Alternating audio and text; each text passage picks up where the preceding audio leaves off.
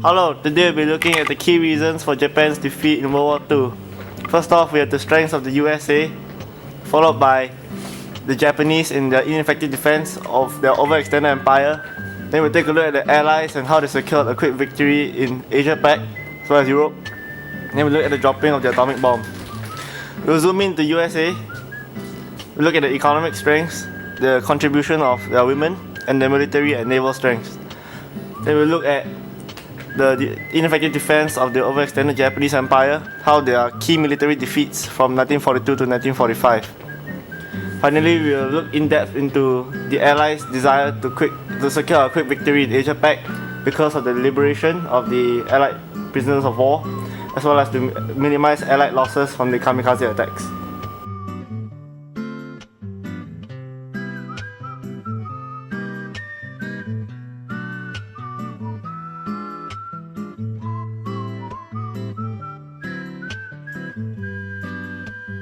Okay, so the reasons, first of all, is obviously the strengths of the USA. So make sure you're copying everything down, okay? USA industrial capacity obviously was larger than Japan. So it was easy for them to rebuild the Pacific Fleet after the bombing of the Pearl Harbor itself. Whereas when Japan bombed Pearl Harbor, they underestimated USA. So they thought that they would be unwilling to pay the price of a long war. They thought that America wouldn't get involved. And they figured that they could always rely on actually Hitler himself, okay, the fighting of Hitler in Germany, in Europe, so USA wouldn't get involved in this. Implications, cause and effect, since USA was stronger compared to Japan, and since Germany had been defeated, so this means that USA together allies can now focus total efforts on Japan. Japan no longer has any allies, Germany has been defeated. That means that's the reason why Japan was defeated. So one more time, USA was strong, they could recover, they could attack Japan. The allies had defeated Germany. Okay, Japan had lost its allies, therefore Japan lost the war.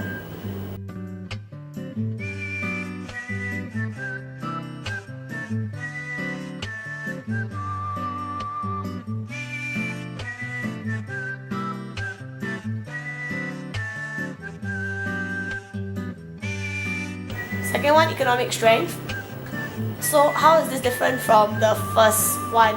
First one generally just talks, this is the zooming in part. Okay, so first one is the zooming out part. We zoom in on economic itself. So we look at the fact that USA was the largest industrial producer at that time. So it's very easy for them to switch to military production. Industrial means what? Steel, iron, all these things. So therefore very easy for them to switch to military production.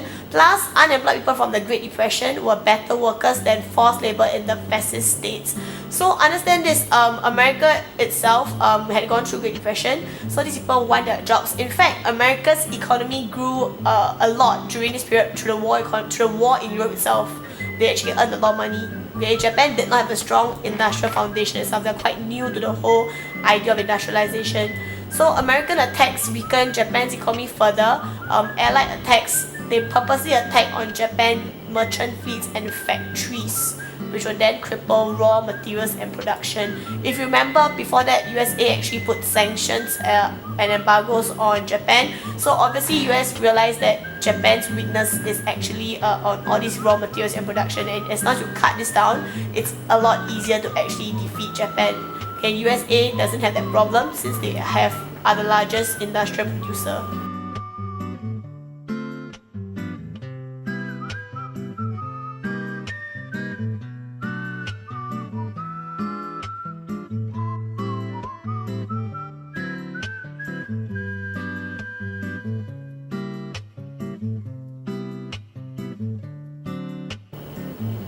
So another part to this is contribution of women to the war effort. Okay, why was US so strong? Because the allied countries, including USA, actually used women to contribute to the war effort. You must memorize this, the women ordnance workers, okay, actually worked in factories to produce supplies necessary. Now understand this, the men are busy fighting the war. So obviously you still require women to replace all this manpower back at home. So in America, the women were very involved in the war effort. They joined the armed force or they worked in factories, produce all these supplies. Whereas Japan, on the other hand, emphasized the role of women as mothers and childbearers. They weren't as actively involved. So you have a huge loss of manpower here. Same thing goes for Germany itself. Okay, so cause and effect. Since the Allies had to help the women, it means that they had more manpower. Okay, they can support the war industry. Japan only adopted the campaign later, but by then it was really too weak already. Okay, so at any point in time you need, they tell me there's gonna be a freeze frame. If not, you can just pause and try and copy everything down. Okay, at least I don't know.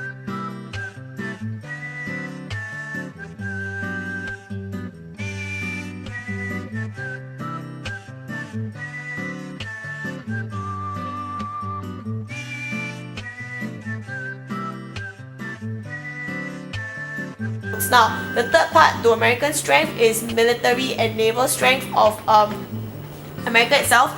So first was economic, second was manpower, it was the women, third is military and naval.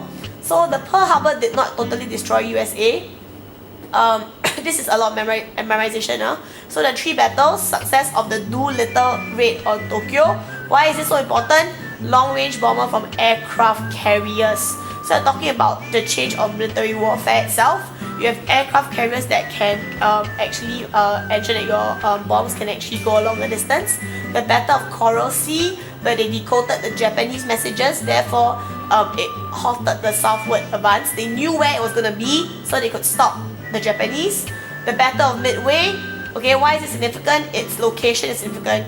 It's en route to Pearl Harbor, and of course the fact that it caused significant losses, 4 aircraft carriers, 3/4 of experienced pirates. So you gotta memorize this. Doolittle raid, okay, Battle of Coral Sea and Battle of Midway. So Doolittle raid important because you could actually push the firepower over. They thought that America couldn't bomb Tokyo as well since it was so far away. The fuel wasn't enough, but with the aircraft carrier it would happen a lot easier. Battle of the Coral Sea, by knowing where they were coming, you could stop them. And Battle of Midway, of course, the location and the fact that significant damages. Okay, successful bombing in Tokyo. Okay, destroyed aircraft factories, buildings. Okay, we won't do civilians. Alright, so cause and effect, they were effective in using their military strength against the Japanese. So they were effective militarily. Plus, the Japanese factories were already struggling. Okay, so basically it caused the flight of the workers, destruction of the factories. All of this would have then cause and effect. If you stop workers and factories, you actually stop the Japanese advance as well.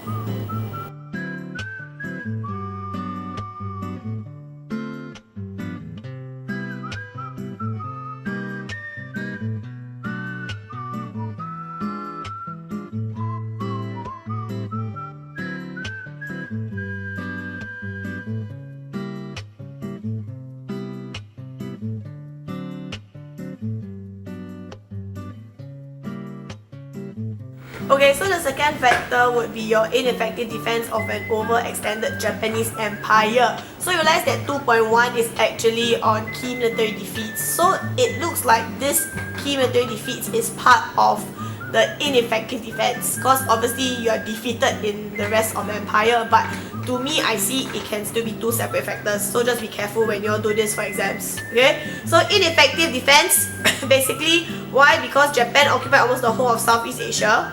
So experienced Japanese pilots and aircraft carriers were decimated during the losses against the Allies. Again, they are very limited in funds, resources and manpower.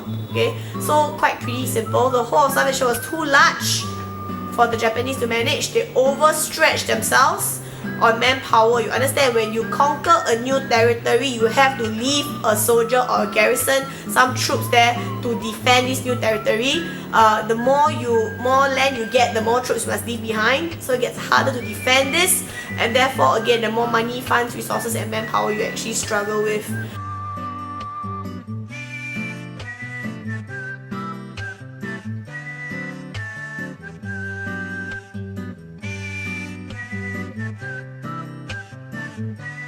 Now 2.1 talks about the key military defeat, so you have to memorize this, and I can't pronounce this, in the Guadalcanal and the Solomon Islands.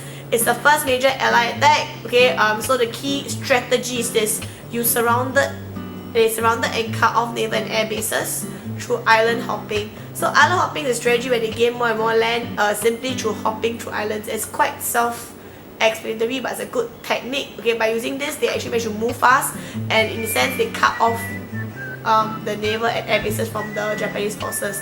The Marianas Islands was to establish air force capabilities. Okay, Iwo Jima and Okinawa again is to actually get the land, which is near enough to the mainland, so to be able to launch large long-range bombers to mainland Japan itself. Now, cause and effect, they continue to face strong opposition. They were defeated in key battles, which then inflicted on heavy damage. So cause and effect, because of strong opposition, therefore they were defeated in these battles. When you're defeated, it means that in this case, like the islands, you have certain land area that's near the mainland, or you have certain air force capabilities, you have air bases, therefore you can inflict even heavier damage. Cause and effect, okay, can inflict even heavier damage. Therefore it's harder for you to defend your new enlarged Japanese empire itself.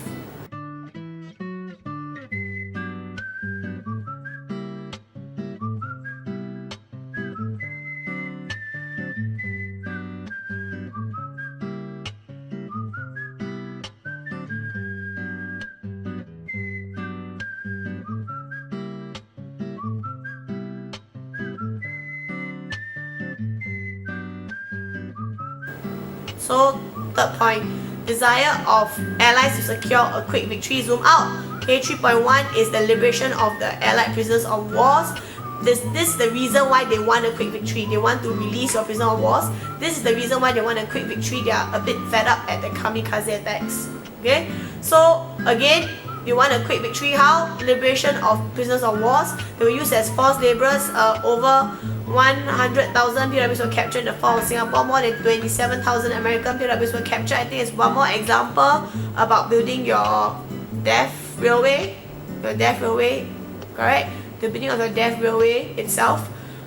So, Japanese hostility against the Allied POW strengthened the determination of the Allied powers to end the war. So the fact that they didn't treat the POWs properly, okay, obviously meant that again, this idea of human rights, they're very determined to end the war itself, to liberate the POWs and the Japanese occupied territories. This is quite self-explanatory. So just show that there were forced laborers, people were captured, people died, okay, there were prisoners, there were camps, and that they were forced to build the death railway where they were very poor living conditions and working conditions.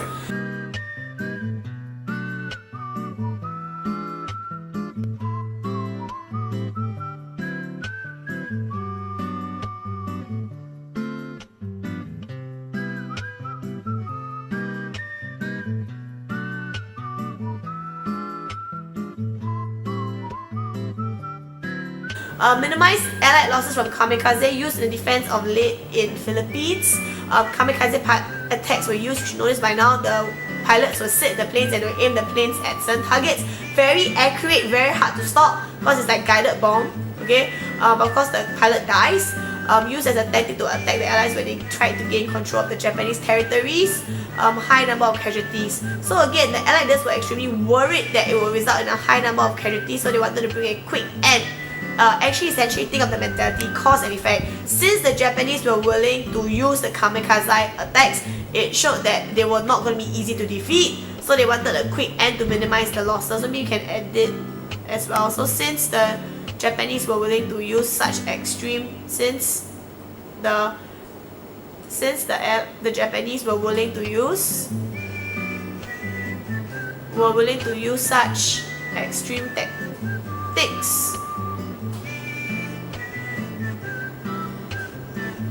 the Allies were worried that it will result in an extreme large number of casualties, so they want to build a quick wall to minimize the losses. That's fine. Okay?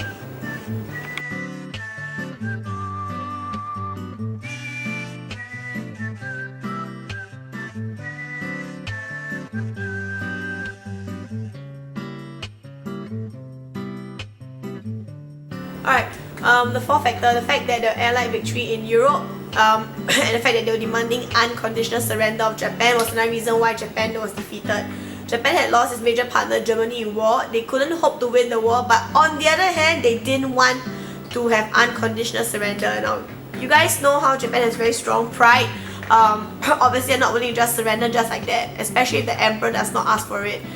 However, on the other hand, Europeans wanted unconditional surrender because they didn't want the same situation in Europe where they settled a peaceful settlement, because a peaceful settlement means that Japan will still be in control of its military, so Japan can still take revenge. Whereas unconditional surrender means that Japan cannot take revenge anymore.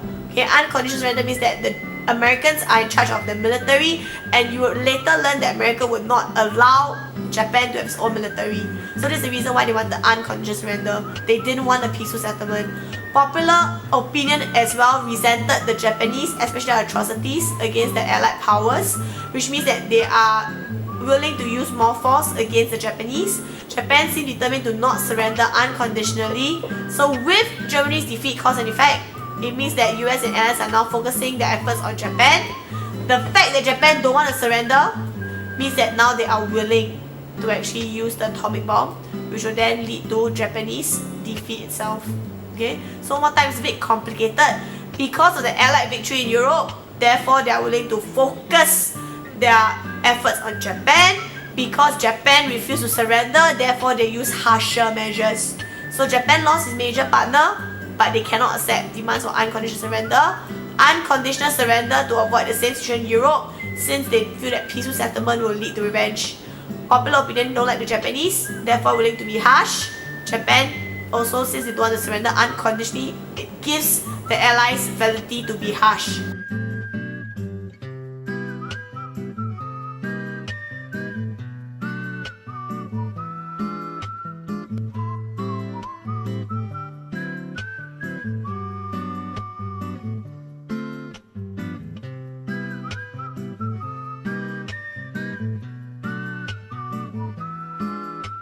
Dropping the atomic bomb under the Manhattan Project, they came up with the atomic bomb. They considered the use bomb as war was getting too violent. In fact, Truman would calculate and say that using the bomb, there will be less American soldiers dying compared to fighting an actual war. Japan did not want to surrender. Allies also wanted to impress the Soviet Union and to defeat Japan without Soviet help.